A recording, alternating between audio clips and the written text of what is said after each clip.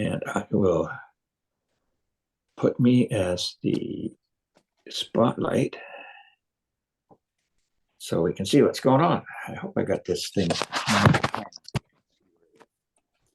All right, so the first fly today is the venerable, as I said in the post, Doc Spratley.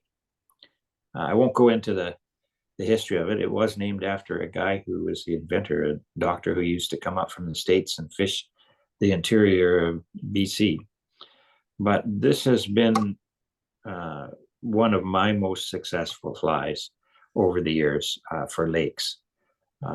I've fished this a lot on the little pothole lakes that are kind of west of Edmonton, and probably caught more fish on this thing than anything but perhaps the Carey Special, which we'll do later. So it's pretty straightforward fly. It's a typical wet fly. There's only four materials required, I guess.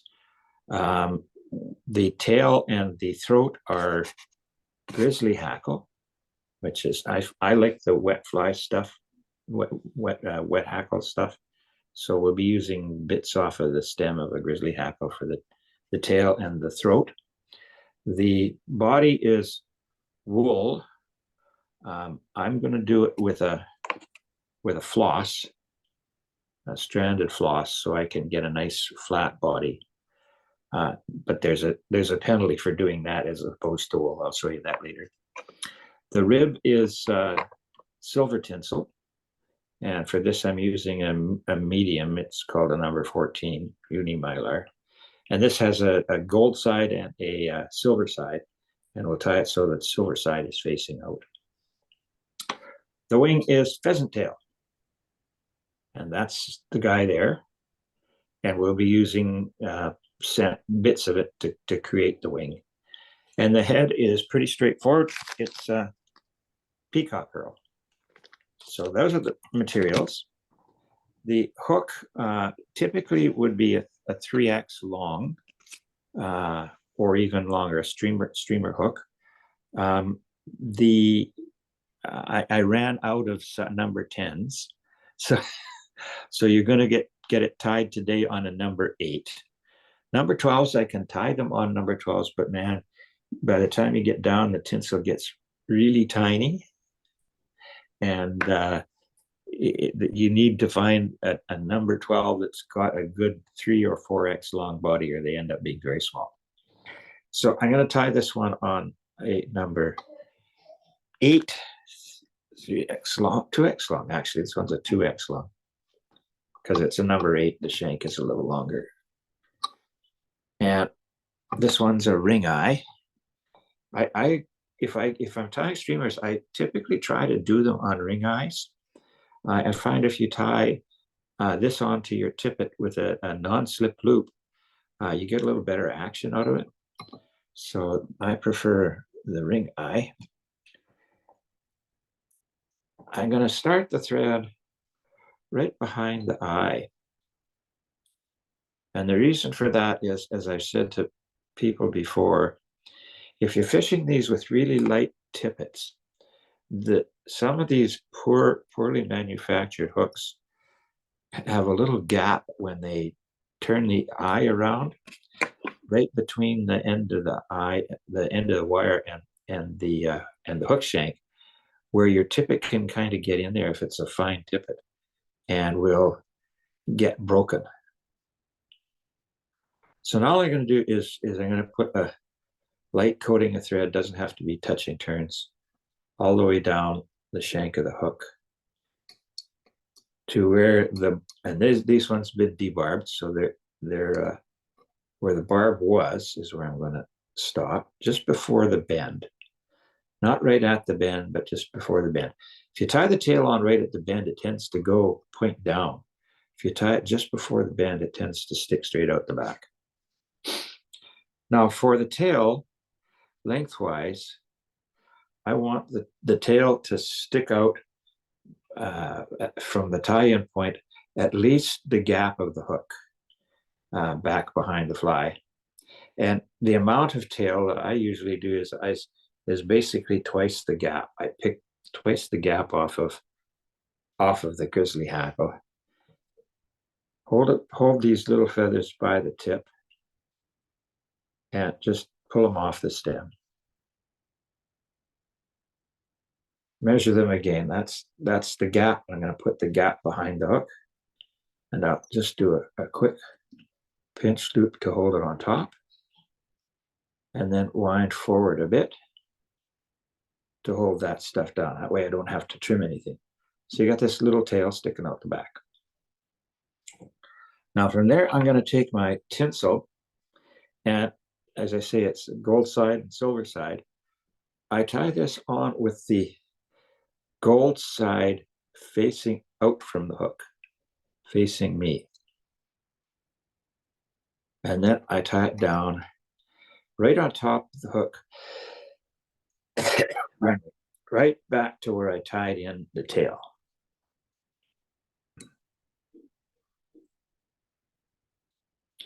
Now I'm gonna cheat here because I don't have a magnetic thing like Florin does for his spools of stuff. But I'm just gonna snip off at what I think is a reasonable length of tinsel. And I don't have the spool in the way. Now that that's in place, and the reason I tie it gold side up and out like that is that the first wrap of tinsel is going to flip it over so the silver side is facing out. Now I'll take my spool of thread here, and I want to try and keep this body fairly smooth. So I'm going to run my thread up to about, I'd say, 3 or 4 eye widths back from the eye. And I'll just lay it on top, do a quick turn over, not pulling height. And instead of cutting, I'll just drag it back a little bit so that the tips of that are just there. Don't have to cut it. And then I'll hold it on top of the hook, run my thread all the way down, back to where the tinsel is tied in. What this does is it provides a little bit of bulk to the body, but it also tends to smooth out the body, so you get a little smoother body. Wrap my thread back forward again, right to the eye, and then I'll use my half hitch tool to put a half hitch at the end, and I'll bring up my bobbin rest. And from here, it's going to be easy to do this body because now I have, with the spool, I have control over how flat this wool goes as I wind forward. So I'll start winding forward, right where the tinsel is. And you can see it starts to spread out a little bit. And if I watch it, if it starts to spread too much, I make a clockwise turn of the thread holding spool, and it will keep it from spreading out too much. If I want it to spread out more, then what I will do is I'll turn it counterclockwise. So I can control the width of wool as it's going up the shank of the hook, either by turning that spool counterclockwise or clockwise. I'll take it right up, not quite to the eye, about an eye width back. And then I'm going to go back the other way.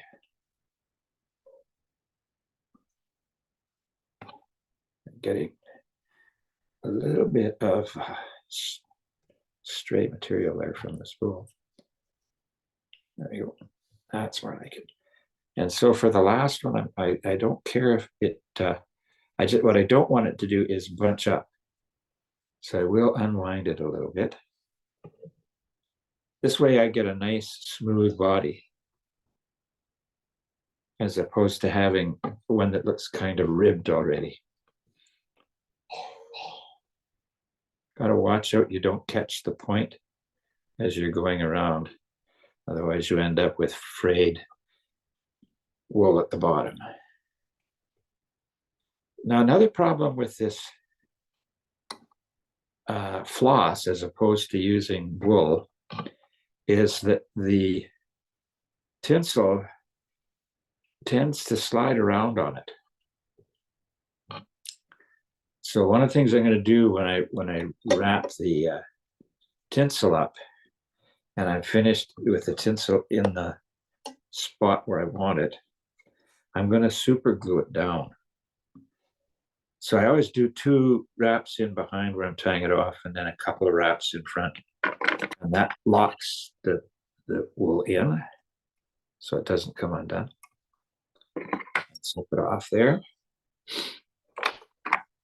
Then I'll take my Hackle pliers. Just hold on. Well, actually, I'm gonna do another 1/2 inch because this is going to be a little easier if I do the rotary vise. Come on, there you go. 1/2 inch over the end, and at the bobbin rest there. And I'll grab my tinsel, and I'll make that first wrap right at the very back, just to make sure that the tinsel flops over and has the silver side out. And I just try to hold this at a steady angle and keep it fairly tight. Now, if I keep it at the same angle to the hook shank, I'll get nice even wraps up the body. And when I get there, what I don't want to do is lose tension here, or those wraps will not be nice even anymore. I'll wrap in behind the tinsel a couple of times to make sure I've got it good and solid. And then I'll pull the tinsel back a little bit and wrap over top of it, back about an eye width or so behind. And then I'll trim it off. Now, as I say, with this slick body, one of the things that happens is these wraps can slide around on the body of the fly. So what I'm going to do is just take my little brushable super glue, and I'm going to brush it right down the top of the fly and let this set for a second, because that will keep that tinsel from sliding up and down in the fly. Bring my thread back basically to that 2 to 3 eye widths back from the point again. And we'll just make sure we've got that super glue dried up a bit. Now the next thing is to put the throat on. And again, right 3 eye widths or so behind. I'm going to use the same piece of Grizzly Hackle. And for the throat, I want a little more of the fibers than I had for the tail. So I'm going to pull off a good 1.5 gaps to 2 gaps of material off the hook, the shank of the feather. So I got a fairly robust throat. And what I'm going to do is lay this down so the tips of the throat are just shy of where the point of the fly hook is. And that will leave enough material at the front to get a good solid wrap down there. And I'll tie the ends down. And then before I do anything else, I'm going to lift these guys up, and I'm going to put 2 wraps in behind where they hit the hook shank. And what that does is that keeps the throat from collapsing down against the shank of the hook. Lets it stick out of it. So then bring my thread back to where they tied in. Now comes the wing. And the wing is PheasantTail. And the PheasantTail comes in a whole bunch of different colors. I've got some dyed green stuff that for the green ones that I tie. I have a really nice darker green PheasantTail. but this is just natural. And I'm going to do the same thing here with the width of, I need at least 2 gap widths of fibers to get a decent scale of wing. So there you go. And I'll pull those out at right angles to the stem. So the tips are all even. I need a little more than that. And when the tips are all even, then I will just pull them off the stem. Not cut them, but pull them. And that keeps the tips even. And I want this wing to be just shy of where the tail ends. And I'll just set that down on top of the hook, a pinch wrap over, good solid pinch wrap over. Couple of wraps, lift them up, wraps in front to lock them in. And then I will come from the top with my scissors and snip right tight. You see there's a little tag there. That's why I've got them back from the eye. I want to be able to tie those down. And then once again, I'll lift these things up and I'll come in behind with 2 wraps of thread. 1, 2. And then when so you see how that makes that wing stick up when I did that? And it'll go just there. So now I have the wing up a little bit at the back. Now, as it gets wet, they'll go down, but at least it won't get plastered down onto the body of the fly. And the last bit is to do the head. And for that, I take out of my package here, I'll take a couple of strands of Peacock Herl, and these are fairly long Peacock Herl. And I will trim the stiff ends off. And I'll set those down right behind the eye and tie them on. Let's get the thread back here. Right behind the eye, tie them on. 1, 2, 3, 4. And to wrap these, what I'm going to do is I'm going to take my thread and Peacock Herl and pull it out a bit. And I'm going to wrap around the Peacock Herl, around the thread a couple of times. What this does is this reinforces the Peacock Herl so that as we wrap, we're going to combine, and it's always the first wrap tends to kink up. So you have to kind of get that pulled tight. Once you get it on there, you just wrap until you have a nice fuzzy Peacock Herl head, and you go back and forth over top.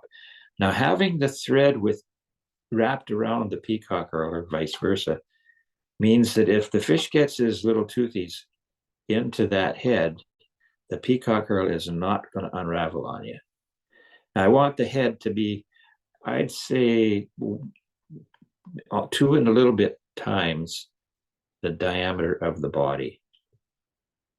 When I get to the end, I just take the tag ends of the peacock up and wrap right behind the eye,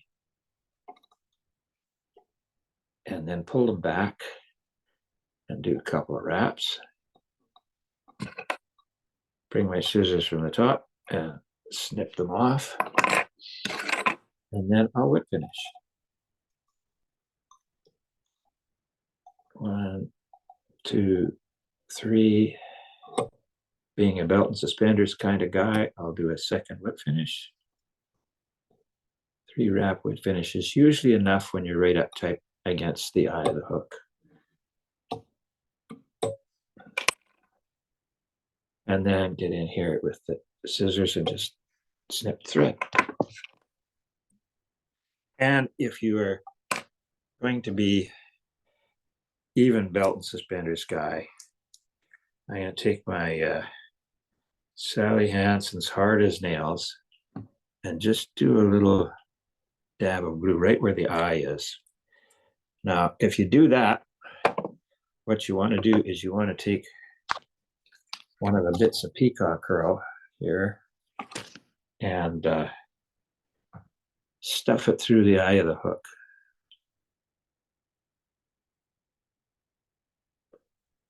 And what that does is just slide it through, and that takes the glue out of the eye of the hook so that it doesn't get gummed up on you. So there you are. That's Mr. Doc Spratley. So we'll just go away from spotlight for a minute here. Very nice, Dave. So we that. So what do you think? That's a pretty straightforward fly to tie. Oh yeah. Have you ever used that embroidery thread as a body on this? Aha. Yes. As a matter of fact, I was thinking of doing the Carey Special as a color variant, and I'm going to use embroidery thread for that. Oh, okay. The other thing that I used for the Carey Special is I've got some very thick yarn. So we may do 2 of those so you can see the difference. But yeah, it does. The embroidery thread's a little easier to manage, and because it's not shiny like the floss, the ribbing will stick to it. It won't require that super glue to place. Because a few flies that I've done recently with the floss, the ribbing tends to migrate, and then it doesn't look nice and even. Yeah, I've tied it over. Guys if you guys want to know how to fish this guy, the thing that I do with it is to me it's mostly a dragonfly imitation, as is the Carey dragonfly nymph, and they tend to hang around on the weeds and on the top, particularly of the weed beds. So the way I fish this thing and the Carey is I use a sinking line, a type 3 sink, and a short leader, about 6 feet of leader, and just troll it behind the boat on a slow troll. And what happens is the fly tends to ride above where the sinking line is. The sinking line will go down and it'll sit on top of the weed beds. And if you use a really light leader, this will actually float just above the weed beds. And it's very, very effective. I would fish this in my canoe and just do a zigzag paddle with about 20, 30 feet of sinking line out behind the boat. And it's pretty effective. Same thing with the Carey. I do the Carey the same kind of way. And the other one that I do that way is the sulfur damsel, which I think I showed you guys before. And the sulfur damsel fly is sulfur dragon, has toothpicks on the inside underneath the body. And the toothpicks, if you lacquer them before you overwrap them, they tend to be a little more buoyant, and that floats a little bit more above the weed bed. So any of these flies fished that way are pretty productive. Okay, so that's the Doc Spratley. So now we're going to do the Carey. And this is tied again on a size 8 hook. And there's really only 2 materials required for this guy. And that's what you're going to tie the body and 3. The tail is typically a little bit of pheasant rump out the back, and then the body is wool or some equivalent of wool. And the hackle is pheasant rump. So I'm going to show you a couple of things on these guys. So let's spotlight me again. So this is a very straightforward fly to tie. And you really, as I say, only need a couple of materials. I have, and it's pheasant rump. And pheasant rump is one of those magic materials, as is peacock herl. It just catches fish. So here's what you'd typically get in a package of pheasant rump. This is the natural stuff.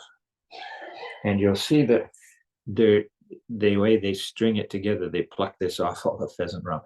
So with this kind of thing, you have to search through and find the correct size feathers for the tail and for the hackle. This is the natural coloring of the typical pheasant rump. It is, if you get the right kind of neck, you'll have some of it that has a little bit of a blue shade to it, and some of it that's more browny. And the originals I tied with these guys. But what I'm going to tie right now is one that's been dyed, and I really like this one. This is the pheasant rump, and this has been dyed olive. And you can see that gray stuff is kind of shiny olive. And the pattern here is a little more olive color than the blue. And I like olive colors for a lot of these nymph patterns. The insects tend to like to match their natural background to be in camouflage. And I think these ones really do that well. So again, the hook here is a size 8, 3X longer. Actually, this is a streamer hook, so it may be a little longer than 3X. And this also is a ring eye. So, and I'm using 8/0 thread here because I don't want the thread to be obtrusive. I just want it to bind stuff down.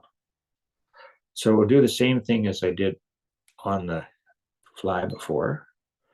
Right behind the eye, a few wraps to close that little gap. Because I'd be fishing these on 4X, sometimes 5X tippets. And one of the things, if you want to get good wraps, even wraps down the shank, I always hold the tag end of the thread up at about a 45-degree angle and don't use too much thread pressure. And what happens is, as you wrap, that thread that's sticking up tends to push the wraps down nice and close together on the shank of the hook. It requires a few more wraps, but you get a nice even wrap down the hook shank till I get to the point. And at that point, if guys are good with this, they just go and break the thread off, but I'm not good at that. So I'll just use the scissors and trim it off right at the shank. Okay. Now, one of the reasons for doing this thread drop down the body is for the shank is kind of slippery. And if you're wrapping wool or something that has a little bit of slip to it, it will sometimes not go where you want it. Whereas if you have these thread wraps down the shank, as they call dressing the hook, it will keep them from sliding away uncontrollably. So you get to do this. Now, if we have enough time, I'll do a second one. But the first one I'm going to do is a sort of an outre color.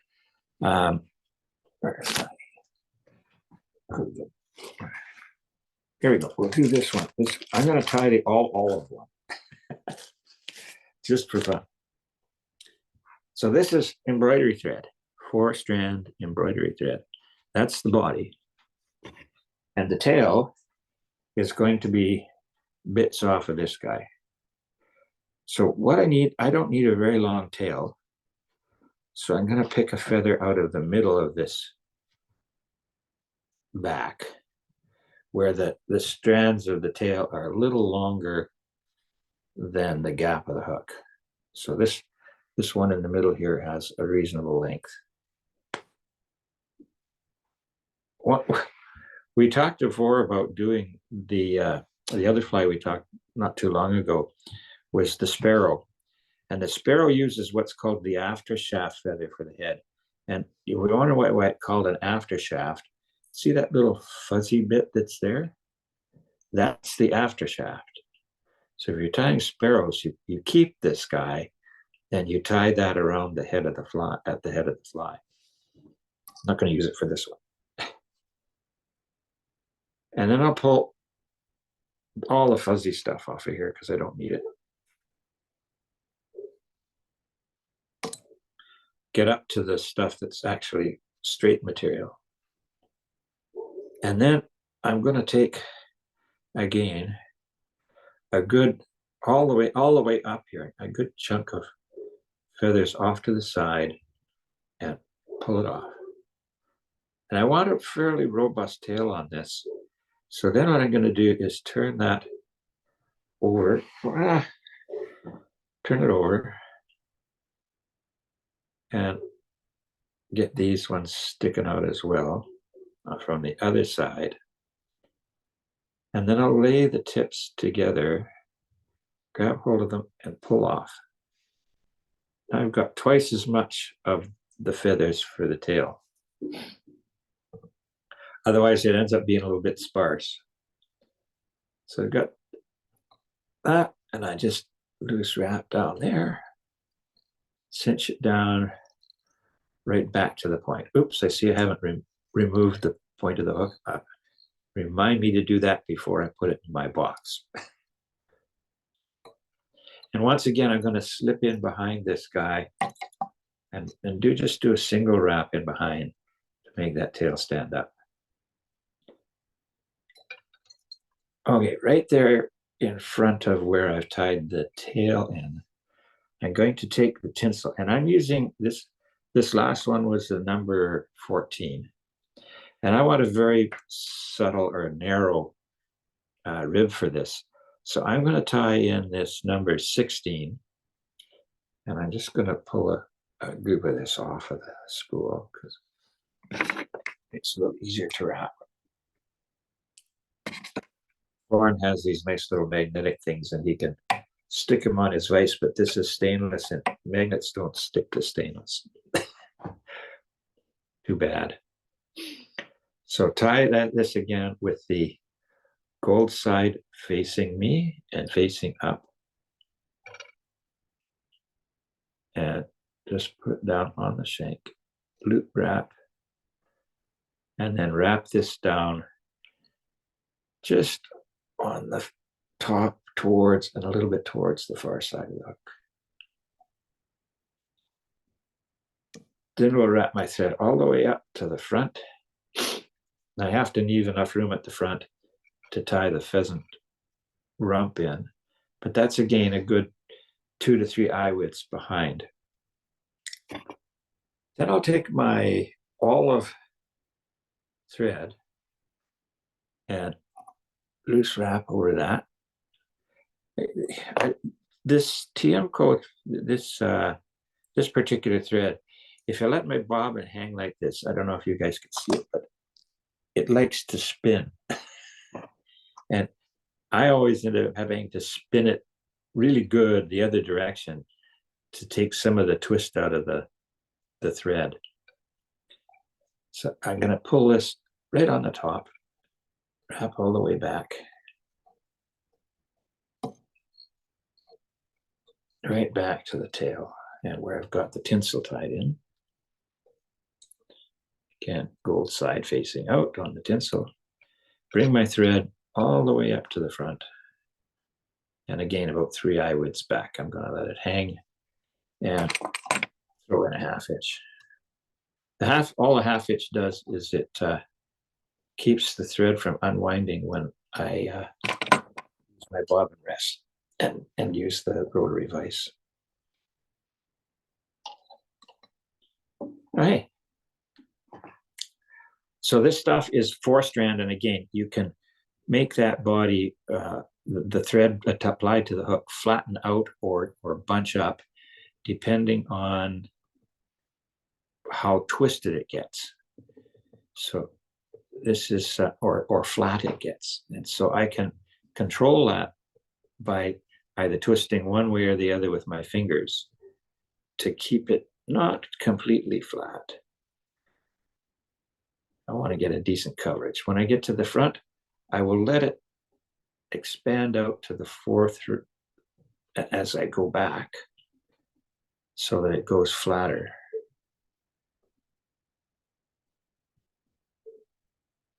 And you can see that's nice and flat, nice and even. And then on the way back up, I've got it expanded out quite a bit. You can almost see the individual 4 strands. What that does is it builds bulk without it being too bulky. And it keeps the body, you see I'm still twisting it a little bit each time to try and keep that spread out flat body material. That gives you a nice flat body, no ribs on it. And then I will hold up here, a couple of wraps in behind, cinch it down, a couple of wraps in front. Trim it off right tight. Then I have a nice olive body. And now again, I want to get a nice, smooth, even set of wraps. So I just do a half inch. Now, if you're really good at wrapping this by hand, you don't need to do the rotary vise thing, but I find I get a much nicer looking body with this. Again, the first wrap around I do by hand to get it twisted out the correct way. And then I will hold it at a steady angle so I get a nice even wrap up the body of the fly. And that is why I want to use my hackle pliers, because I didn't handle it tight enough. And I need to put some more, I need to use my heat gun to put some more shrink wrap on the end of my little hackle pliers, because stuff came off the last time. There we go. That's got it. So again, by keeping it at a constant angle between the back and the front of the hook. Oh, Lord. Wet fingers will help. That's just, this thin tinsel is a little hard to hang on to. I should have left it longer. There we go. That's got it. And once again, I'm just going to hold it up. I need stickier fingers to hold on to that tinsel.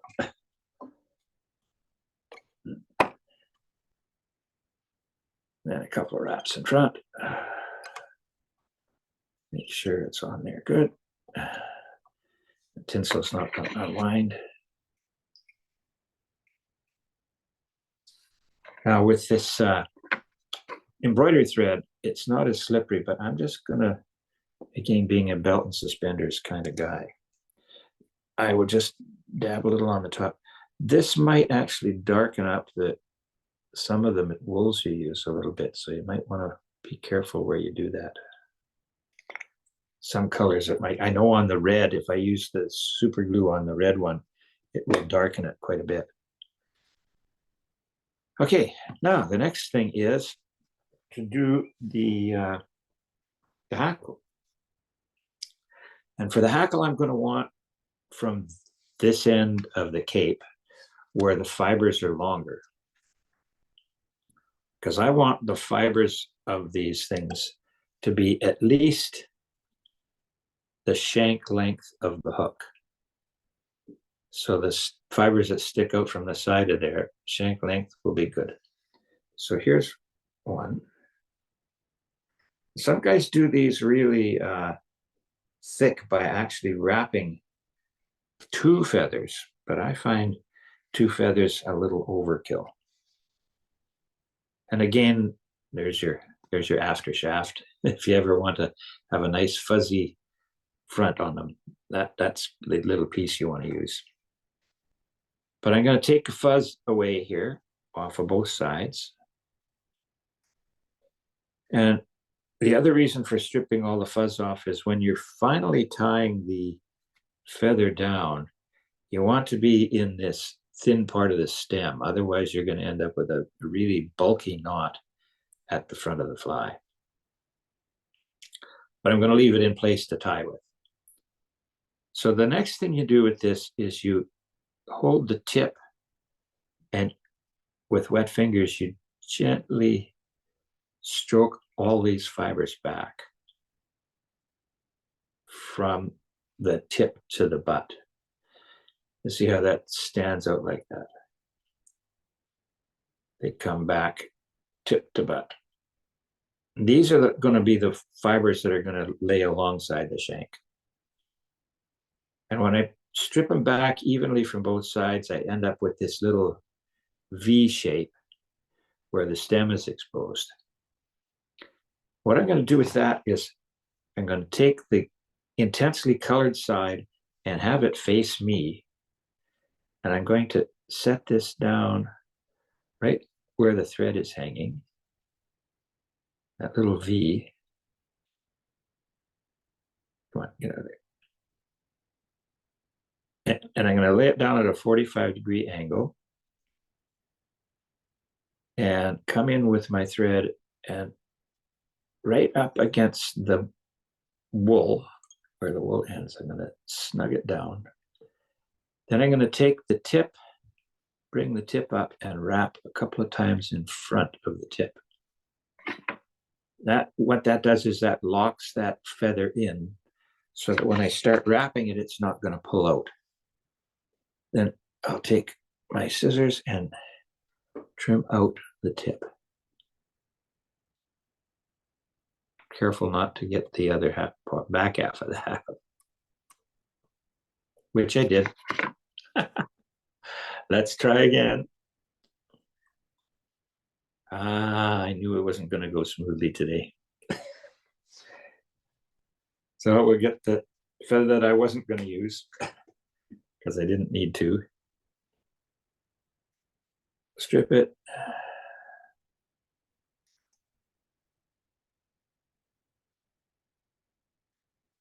Pull the feathers back. This time I'm going to do a little better job of getting them back from the tip, I think.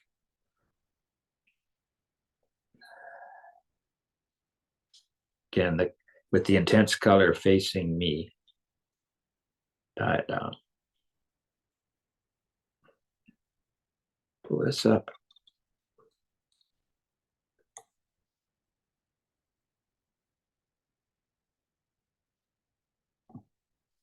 And get one more that's not down there very tight.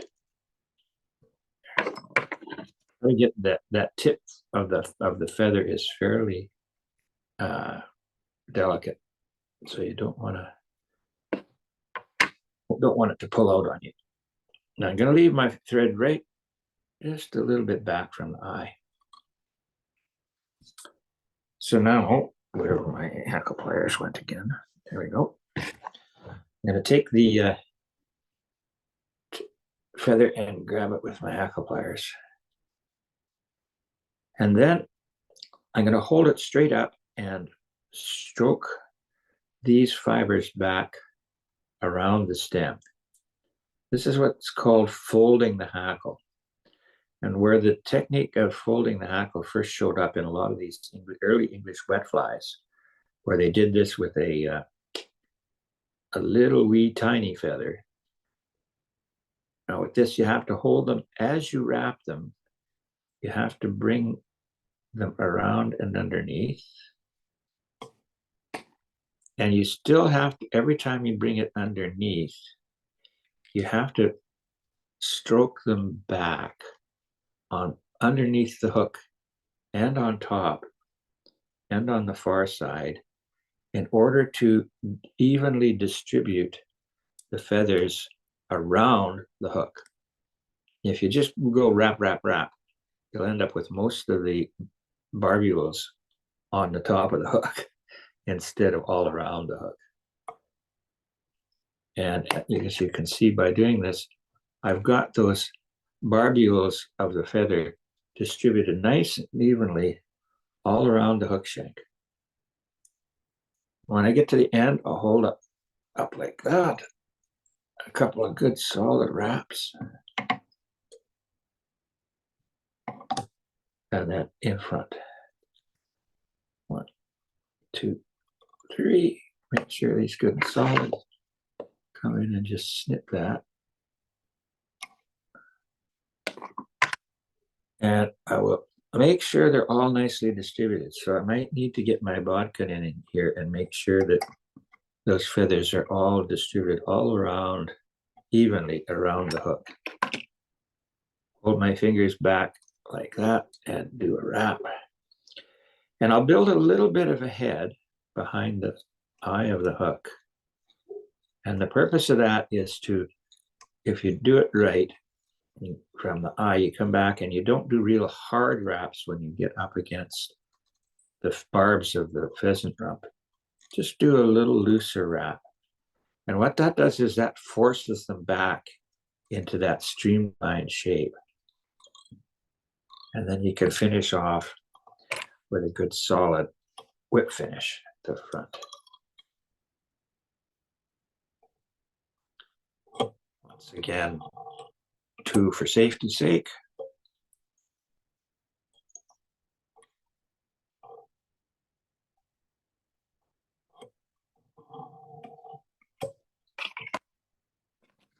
And trim the thread off.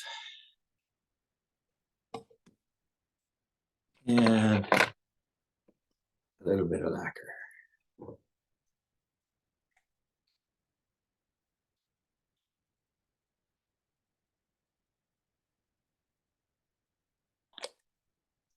And I still have the point of this guy, and I'll just use the point of that feather just to stick it in the eye of the hook, just to get the last of the glue out.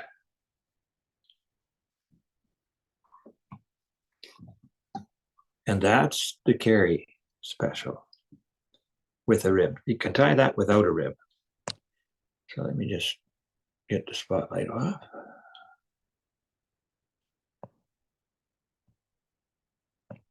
And we can go back to the regular. So any questions? Very nice, Dave. The thing I like about these is that this does breathe. If you tie the body thick enough where you wrap that collar around, it will keep those fibers splayed out. And as you pull it through the water, it will breathe. And so the trick is to get the body, unlike others where you get a really slim body, one but a little bit thicker. And that's why I did the 3 wraps of the wool, because it causes them to spring back out when you stop stripping or stop tolling them. And it just makes it a little more alive. Make sure And, and thank you, Mohammed, to bring to Peter Hope. You'll love him up there. How do you fish it? Oh, as I said earlier, with the Carey, the typical way I would do it would be to put it on a sinking line, a type 3 sinking line, about a 6 to 8 foot leader. Tie it on with a non-slip loop and troll it behind the boat really slow, back and forth across the weed beds. Now, for those guys who are going to do kokanee fishing, what you might want to do is tie that in a size 12 with a short shank. And I got one here in red. I'll show you what that looks like. That's a smaller fly. And I would tie that about 8 inches behind a willow leaf flasher, and troll that on even a spinning line. You wouldn't have to use a fly line, and troll it as a bait behind a small willow leaf flasher. Kokanee like that red color.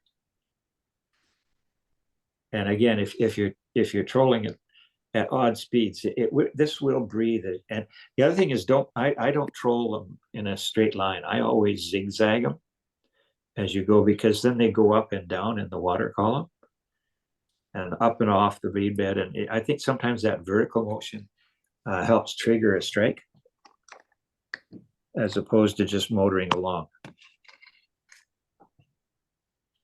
Okay. Thanks. So, Thanks, Dave. yeah. Absolutely true. Sometimes you can put it on a like a type 2 or a camo line in the shallower weeds too, and it'll work really well. Yeah, for me, as I say, those 2 flies are probably the most productive flies I've ever used. Other than if you're fishing dry flies, then there's there's a couple that I would recommend ahead of that for dry flies. Griffith's gnat is probably one of the most productive flies I've ever had for a dry fly. And the clinkhammer for mayflies. Those two are also very, very effective patterns. If I'm fishing nymphs in a stream, that would be pretty easy. the good old venerable PheasantTail nymph. One of some of these older patterns, maybe it's just me, I'm old. But some of these older patterns I think are more effective than what some of these guys are now promoting for fly patterns. I think sometimes the guys that are in the business of having YouTube videos and stuff and are selling product, they have product to sell, so they tell you things that would sell product. May not necessarily be the best, although a lot of these guys say that competitive fishers use these patterns, and that's probably true because competitive fishing is completely different from recreational fishing. The pressure is on to catch, and a lot of them, if they're fishing streams, they're using this Euro nymphing technique where you want a heavy sucker on there somewhere to hold the thing down the bottom, and you need multiple flies on the rig. But of course in BC you can't do that, right? You're stuck with one fly. And in like the fly fishing area on the couch, and you're not allowed to have exposed weight, so you're kind of stuck. You have to fish a single fly, and the PheasantTail is as good as any. The other ones we used to use for grailing was the laser wrap fly. And that worked pretty good, particularly with a 2-fly rig. You put the laser wrap on the bottom and then a PheasantTail just up above it on the swivel. Yeah. The red Doc Spratley also works really well for the cutthroats. Yeah, I knew. I wouldn't be surprised. So yeah, cutthroat in streams, but sea runs. I've only used them in lakes to be. Yeah. The cutthroat that I fish for, it's mostly stream stuff and not in lakes, and that's a completely different ballgame. Depends on what the hatch is going on. The green drake hatch is really fun with cutthroat trout in the east slopes of the Rockies because you got these massive green mayflies that just stick on the end of your line, and it's like trying to catch a freight train when they hit. Once again, Hey, thanks. No matter how many times I tie these, every time I watch you, I learn new tricks. Yeah. Oh, good. It's always a treat. Thank you. Yeah. I like the way that if you get the body just right, it makes that taper at the front. If you get it just right, it makes that thing just naturally spring out.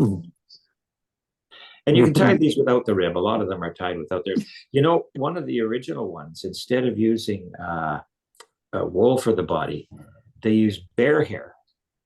When what you do is you tie 3 or 4 strands of bear hair down the hook, so they're on tight, and then you twist the daylights out of the bear hair and wind it up the hook so it's quite ribbed with the bear hair, and durable.